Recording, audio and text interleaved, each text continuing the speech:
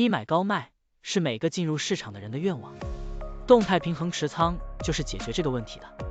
举个例子，就是保持现金和股票始终是50%比50%，当价格下跌的时候就买入一些，当价格上涨的时候就卖出一些。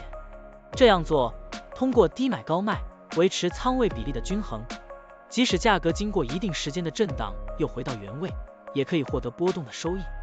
现在我们就设定一些参数，让 Stocktiny AI 帮我们生成程序，对脸书 Meta 进行回测计算。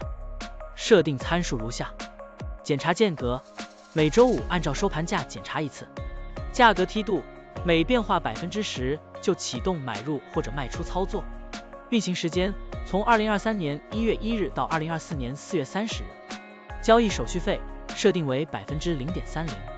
这样设定节省了盯盘的时间和操作次数。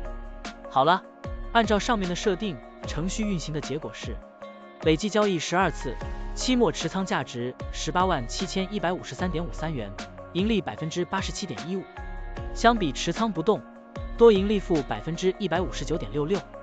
如果你希望更频繁的交易，可以把参数修改为持股仓位70%，每天按照收盘价检查一次持仓，每变化5%就进行平衡，这样就可以得到新的回测结果。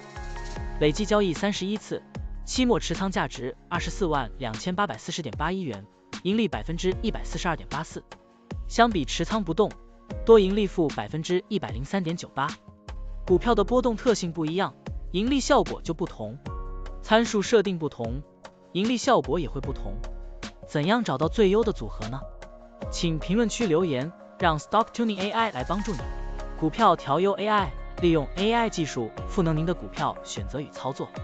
本站内容不构成对任何人的投资建议，您应当基于自己的独立判断做出决策。扫描二维码获取文字稿，欢迎点赞、评论、转发。